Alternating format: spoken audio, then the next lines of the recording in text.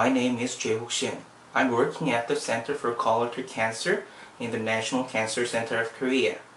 It is my great honor to present our work titled Risk of Tumor Recurrence in Patients with Positive Margins After Endoscopically Resected Early Colorectal Cancer.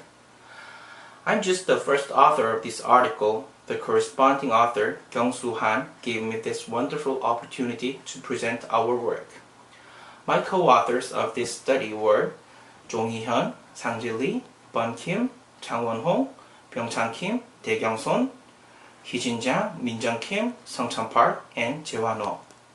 On behalf of all my co-authors, we are grateful to Endoscopy for giving us this great opportunity to present the work.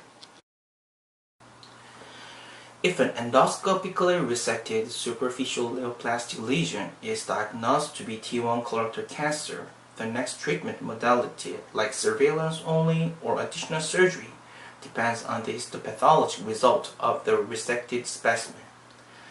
Previous studies have demonstrated that deep submucosal invasion, vascular invasion, histologic high grade, and budding are associated with lymph node metastasis. Current guidelines also recommend additional surgery for endoscopically resected T1 colorectal cancer with these factors.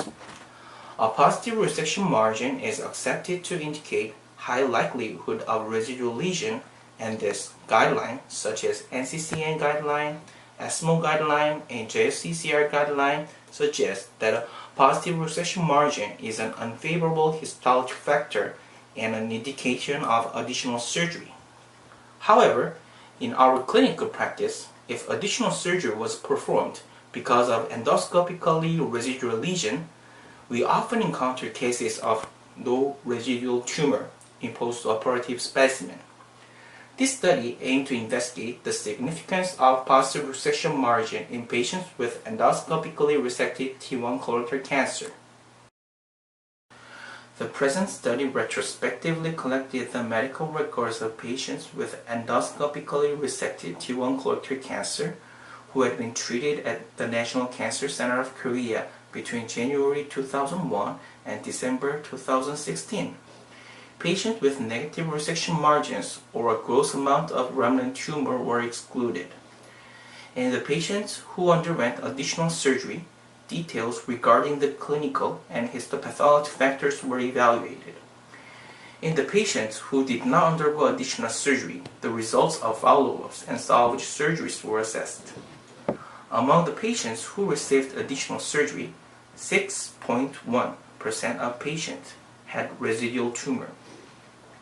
There were no clinical pathologic factors that were significantly associated with the presence of residual tumor.